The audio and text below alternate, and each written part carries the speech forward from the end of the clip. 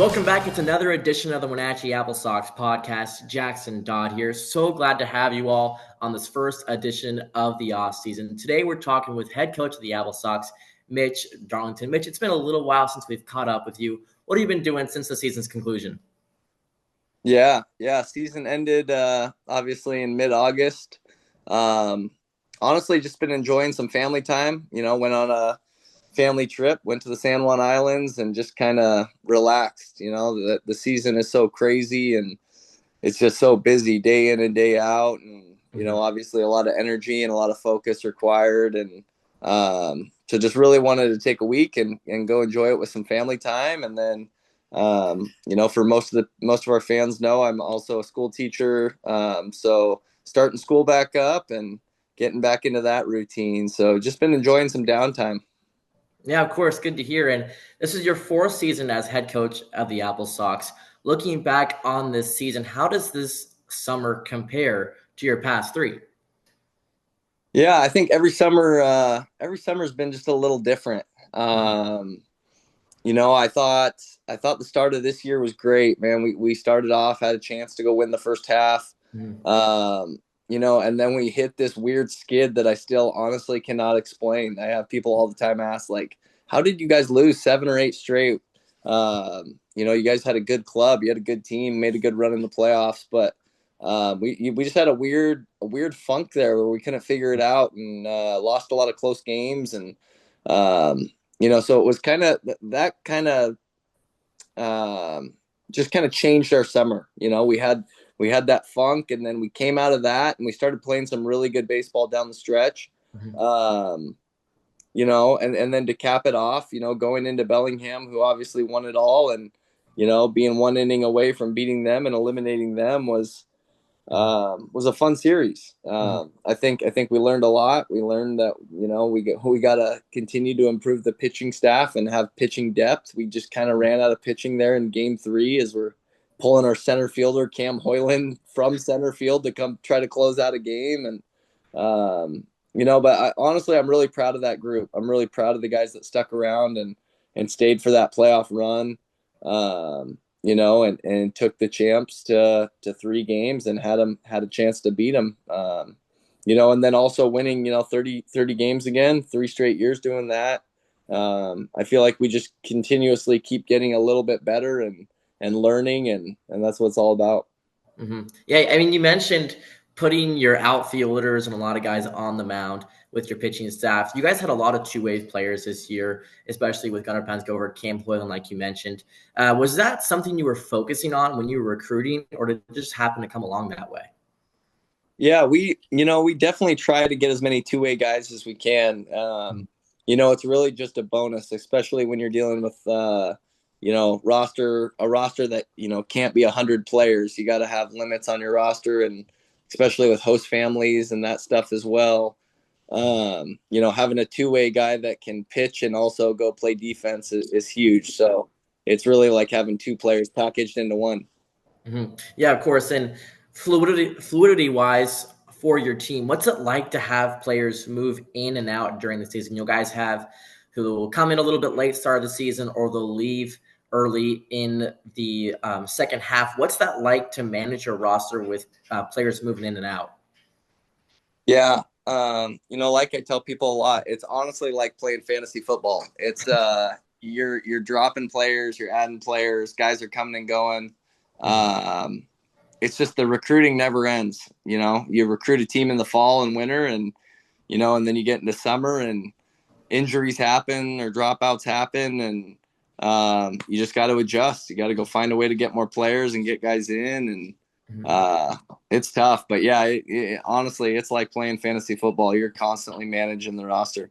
Mm-hmm. And how do you manage to get your players enough reps at their college programs, but also still balancing trying to get those W's in the WCL? Yeah, that's a fine balance as well. I think we do a pretty good job of letting our players and the coaches that send us players know that winning is pretty important with us. That we're not going to just roll the balls out and have guys come out here and get, their at bats and then head home. It's we're trying to win on a nightly basis, and fortunately, a lot of the programs that send us players and a lot of the guys that show up here enjoy playing here for that reason, because it's competitive and they know we're here to win a West Coast League championship and not just relax and enjoy summer. Yeah, and mentioning returning players, you had players like Joe Thornton, Cam Hoyland, and Evan Cloy. Those guys all coming back this season, as well as many others. How do you manage to get so many returning players to come back to your program? Yeah, that's a good question. I think just having them have input and having them be, a big factor of our decision making goes a long way. Pitchers give us some of the best insight on how much they can throw, what days they can throw, and position players. We ask their opinions all the time, whether it be, hey, first and third here, what do you like? Would you bunt here? Would you hit and run? Letting them just have a little bit more say in our day in, day out stuff. It's not always us barking at them, telling them what to do. Every single one of our guys on our roster has a voice on how we go about things, whether we're at the field at this time or checking in at this time. I feel like we do a pretty good job of getting a gauge on our players and what they want to do. And, obviously pushing them where they want to be pushed, but, just letting them have a say in their summer. Mm-hmm. And how'd that feel to have players who stuck around the whole entire season? Just come to mind, Mitch Haythorn, who started you guys' first ball game and then pitched in the final series against Bellingham in the playoffs. How'd that feel to have guys stick around the whole entire season? Yeah, honestly, that's why I think at the end it gets so emotional for us as coaches and players, because there's so many guys on that team that had been there from day one or stuck it out. And, I'll never forget getting the ball from Mitch Haythorn after he'd been injured in that playoff game too, rolled his ankle and was just trying to grind it out. And, he looked around the mound and he was apologizing to his teammates. He was sorry that he had to get out of the game because he was hurting so bad. And that's the gutsiness, the type of kid he is. But Cade Martinez comes to mind, a guy that was there, from the very beginning. And you just get so attached to the players, and players get attached to coaches, and it's just a family, man. And it's hard at the end there. Mm-hmm. Speaking of family, what's your favorite standout memory you guys had over the season as an overall team? Ooh, that's a good question. Honestly, one of my favorite wins was the Saturday regular season one where Kanoa came in to pitch to clinch against Bellingham at home. And very similar to the playoff game 2 that he came in to pitch and goes 4-5 in relief. Both of those games were a couple of my favorites, but a sneaky one that I don't think a lot of people would think of was the game 3 at Port Angeles that went into extra innings, and they have the new extra inning rule. I thought that was a gritty win. We had a 2-0 lead in the 9th. They scored 2 and go to extras.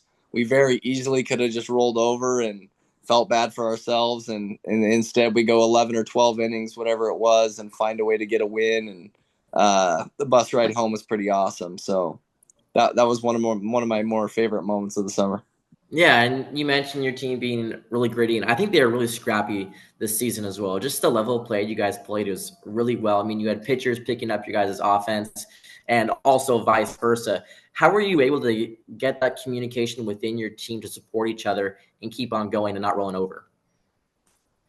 Yeah, I think, that's just something that kind of comes naturally with the guys. The more they get together and, the closer they get over the course of a summer. Obviously, we're a pretty laid back coaching staff as far as the bus trips and stuff like that. And we let our guys have fun and enjoy it. I mean, you've been on the bus, the dance parties after wins, and all that little stuff that, it's easy as a coach. You can go turn off the music and tell them to quiet down, or you can let them have fun and get some memorable experiences. And I think all those moments where you're just smiling and dying laughing and hanging with your teammates and hanging with your coaches and everybody on that bus, that it all factors in. It all factors into just creating that brotherhood and that bond that makes it so special. And you mentioned that brotherhood, and I think during that 8-game losing stretch you guys had, I think that was a big part of how you guys were able to climb out of that. As a coaching staff, how are you able to get your players to change the mentality and then bounce back and snap that losing streak? Yeah. I think it was two things. Honestly, I think it was a couple roster additions, a couple really a couple big culture setters for us. Izzy Madriaga showed up towards the end of that losing skid, and then Evan Canfield returning. Both those guys kind of set the tone for our entire ball club as far as the toughness they bring. Both LC State guys, where toughness is a big thing. But yeah, I mean, I think their mentality alone started to change stuff. But also, I think we just all stepped back and we were just putting too much pressure on ourselves to get out of it instead of taking it one day at a time and enjoying the game. Leadership like Cade Martinez, who every day was saying, "Hey, today's the best day of our lives." Little stuff like that puts a smile on your face and just makes you go, "All right, we're playing baseball. There's not that much. This isn't life or death here. Let's just go out and enjoy this and find a way to get out of this." So after that 8-game losing streak, a little bit of a rough patch, you guys were able to get into a game 3 at the Bellingham Bells, who ended up winning the WCL championship. How'd that feel to go from a little rough stretch, bouncing back and playing against one of the top teams of the WCL and nearly beating them? Yeah, no, it was great, the whole turnaround, even after the 8-game skid. Just to get into playoffs and then start playing good baseball. And once we got into the playoffs, our whole mindset was we got nothing to lose, man. We're the 4 seed. Nobody's counting on us to go in here and beat Bellingham, especially after losing game 1. And so we just cut it loose. We just started playing loose baseball and like I said, had nothing to lose and taking it one pitch at a time and just realizing all the pressure's on them, man. They're supposed to beat us. They won the first half. They're the Bellingham Bells. They got, the name brand schools. They got UCLA, USC. We're going to go in here and just play loose. And I was really proud of the fight, man. We very easily, after game 1, losing at home, could have went in there and just rolled over and ended our season. But we went in there and fought and man, dang near had them, but we didn't. That's baseball.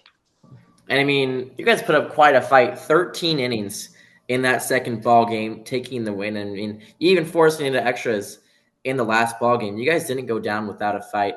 And then I think it goes, like you said, you guys just kept on going, playing as if, I mean, the pressure's all on them. I think just a lot of just credit to you guys for being able to do that. And mentality-wise, last year you guys were the 1st seed, so you guys clinched the first half. In the second half, how was this year just different compared to last year? Yeah, it's towards the end there of this summer, it started to have that same feel of last year where guys were really coming together. So much matters, so much goes into trying to win one of these. Win a West Coast League championship. You got to have the right guys stick around. Injuries are a huge thing. Guys going home early, man, you can't say it enough. It's such a weird league. It's such a weird league because it goes so late into August and some guys have to leave and report early.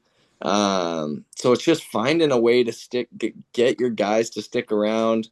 And then obviously you got to still have depth on the mound, and that's kind of where we ran out of it this year. Was we just kind of ran out of bullets in the bullpen, and but feel wise, honestly, the camaraderie and a lot of that was similar towards the very end of the summer. I thought early in this summer, we were lacking that. We weren't close enough. We weren't able to fight for our teammates enough, and honestly, we just weren't tough enough. We weren't a tough ball club that was going to go out there in the 9th with a 1-run lead and find a way just to slam the door and close it. And there's a lot that factors into that, whether it be we had younger players this year, whether it was guys that hadn't grinded through 2 to 3 years of college baseball, you'll see less of that. But every summer is different. It's a different group of guys. That's why it's so important just to have a good core that keeps returning and kind of setting the standard and setting your culture. Yeah, and how do you think you were able to get your guys to toughen up in that second half? Yeah, I think we just started harping on it more and more. We throughout the summer, we tend to be laid back and let our guys play the game. And, we're not on them every day, riding them as far as mentality goes and getting stuff done. But, I thought as that 8-game skid started to close, we kind of just dialed everything in and realized that our day in, day out processes have to get better. We can't be lazy during batting practice. We can't be showing up to the yard later than what's expected. We got to go put in our early work and go get down in the batting cage if we're struggling and get on a tee. And, just honestly, we just started putting in more work. We just kind of flipped the switch and said, we're going to change things, everything. I mean, literally from everything. I remember going into the clubhouse and taking the playing cards away from the guys and being like, we're not going to sit here and play cards in the clubhouse. If you're here early, you're getting in the batting cage and working, or you're getting your long toss in or whatever you need in early work. But we just kind of flipped the script as an entire group, not just me. Our leaders on our team set the tone and said we're going to dig our way out of it. Mm-hmm. And I think that switch on your sort of team really speaks to you as a coach. And with your years at the AppleSox, you guys have always been a top team in the WCL. How do you manage to get your team to always step up and be such a contender? Yeah, I don't know. That's a good question. Obviously we're one of the long lasting brands of the West Coast League. I think we have a little advantage there that, we're the Wenatchee AppleSox, and we've won 5 championships with Ed Nags, who's built our brand into something that a lot of people around the country know. But I don't know. We've been fortunate to have some really good players in here. I'll say that we've had a lot of very talented guys and draft picks and good programs who trust us with their players and send us quality players every summer. So there's a lot of factors, good coaches that come here, and there's a lot that goes into it. Mm-hmm. And Mitch, this year was a historic season for you as you picked up your 100th career win as a head coach for the AppleSox. How'd that game feel? Yeah, that was awesome. That was a fun win, I think, on night number 2. And I was just more happy to get our first win of the season than 100th win. I was a little frustrated after the opening night loss, so I was more happy just to get the monkey off the back and get the first one of that summer in. So it was cool. It was definitely something I'll look back on later, but at the time I was just happy to get a win. Yeah, makes sense. And team-wise, you guys also broke some records this year as a total team with a 21-9 win over the Port Angeles Lefties. You guys picked up most total bases in a game and most hits. Team-wise, were they going for that intentionally once they figured that out, or did they just happen to come across that?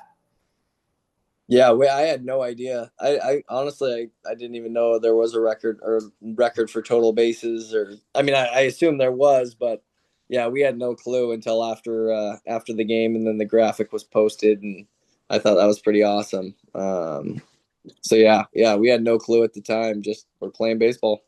Mm-hmm. And also this year, speaking of somewhat historic, this was Quincy Vassar's first year as a coach with the AppleSox. You've coached him a couple of years. Obviously, he's been a player of yours. But what was different this year having him as a coach instead of just a player? Yeah, honestly, a lot didn't change. He's still that competitive guy. He's still stubborn as hell, and me and him are chirping at each other probably a little more than normally. I only had to chirp at him once a week when he was a pitcher, but now it's like on a nightly basis. I'm sitting in the dugout arguing with him, or so over something. We're both competitive people. That's why I brought him in, man. He's one of the most competitive guys I've ever met, and yeah, it was fun to see him as a coach, him develop as the year went on and get more confident. He calls a really good game. We started letting him call pitches for our pitchers, and that made a difference as well. He thinks the game really well, and that's why he's going to be a good coach. Mm-hmm. I mean, I totally agree with you. I mean, Quincy this year, it was impressive. Me personally, my first year with the Sox, I would have thought that he's been coaching for years now. He did a great job with that. And now shifting towards this next season, you guys are already recruiting for the 2026 season. What's your guys' main focus on? Yeah, I think this year we're focusing on getting some older guys, some guys that have played junior college baseball and now we're at that Division I school. I think that toughness is a big thing, and I think playing junior college baseball and having a couple years of experience as opposed to be kind of green and being a freshman or an incoming freshman, um, I think it makes a difference. So, big focus is trying to get those older guys and guys who are a little more experienced. Mhm. And that's just kind of what we're working on right now. Yeah, and walk us through that recruiting process, as most of the fans are really curious on that. How do you contact college coaches and get them to send your players to the Sox? Yeah, I think as you keep coaching in the league, it gets easier and easier. In a sense, that is, the schools that continuously send you quality players, it's an easy connection to go, get on a phone call with them and see who they have for you for next summer. But there's also a lot of just guys of through players. This year's, as we're already recruiting right now, we've signed a few guys that we just know of through players that have played for us previously who, give you an honest evaluation of a guy and say, hey, this kid's really good. He wants to come to Wenatchee. You should get him. And a lot of times it's funny because players end up giving you the best evaluations. They're not gonna lie to you. They're gonna tell you this kid's good enough. He's your type of guy. He's gonna mesh well with you, or he's not. So Mhm. I think we've leaned into using players to help us recruit as well. Um, and then obviously trying to get your returners, trying to get your, Mitch Haythorns and Joe Thorntons and those type of kids back and get them to set your culture for the next summer. Yeah, and speaking of Joe Thornton and also going hand in hand with what you just said, I remember on a road trip back this season, I can't exactly remember where, you guys were trying to figure out and get some guys to come on in. And Joe talked about one of the players like, oh, he's a dog, Mitch. You got to bring him in. You got to bring this guy in. How does, in those late recruiting scenarios, you just showing true trust for your players? What's that like? Like I said, a lot of times they're some of your biggest recruiters. That's a perfect example of it. We're thin on pitching down those final couple weeks, and we're literally asking another pitcher who's on the bus, hey man, do you know of any other arms that would come play for us? And he's got three names for you right off the bat. So that's a perfect example of trusting your guys, and they're going to have honest evaluations and put you on somebody that's a good player. Yeah, of course. And when you're trying to recruit guys, you mentioned you try and look for older guys who have some more experience, but actually on the playing side of the field, what do you look for in their playing skill? Yeah, a lot of it's not as much, skill. I mean, there's only limited videos on a lot of the guys that you're recruiting, and so much of it is honestly you're looking at stats. What have they done previously? And then trusting the coaches that what they say about this player is going to be true. I will say that at our park, one thing I didn't do a great job of last summer was getting enough left-handed bats in our lineup. It's such a jet stream out to right field at Paul Thomas. And I think one thing we'll focus on more this summer is getting some left-handed sticks that can put a ball in the air to right. Because I mean, you've called games this summer and you've seen it. You put a routine fly ball into right field and it somehow sneaks out of the yard. And it's just recruiting to your field, I think, is what we'll focus on a little more as well. Yeah, it makes sense. And also this year, a late addition for the Sox, Evan Canfield. Was this fourth or fifth season with the Apple Sox? Am I correct? Yeah, fourth one. The only players I've never coached a summer without are Quincy Vassar and Evan Canfield. So both were still here in some form. Well, what was it like to have Evan come back in that super clutch time? Yeah, it was awesome. Like I said, not only his on the mound performances, but just his attitude and the swagger he brings and the culture he sets is something that was a big reason we brought him in at that point. Mm-hmm. And Mitch, you're headed into your fifth season as head coach of the Apple Sox. What's changed over the years being affiliated with the program? Man, I don't know. I don't know. I think every summer we've just gotten a little bit better and better and are fine tuning things. And not only just on the field performance, but just everything. You know, we're our day in, day out, the way we treat players, the experiences that they get in Wenatchee. I think we've just done a good job of every year getting a little better. But yeah, that's the fun part of coaching in this league. Every year is different. Every summer is different. And every team is different. So it's just the excitement of getting to do it one more time for sure, and trying to go win this thing. Yeah, you mentioned excitement. What are you most looking forward to for this 2026 season? Man, that's a tough one.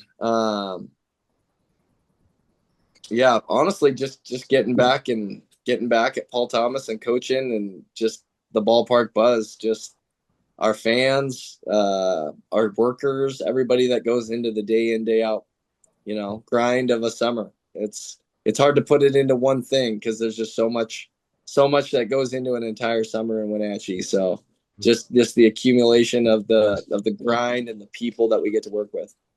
Yeah, of course. Mitch, thank you again for your time. It was great chatting with you today. Awesome. Thank you, Jackson. Yeah, thank you. Fans, stay tuned for more episode of the Wenatchee AppleSox Podcast coming your way.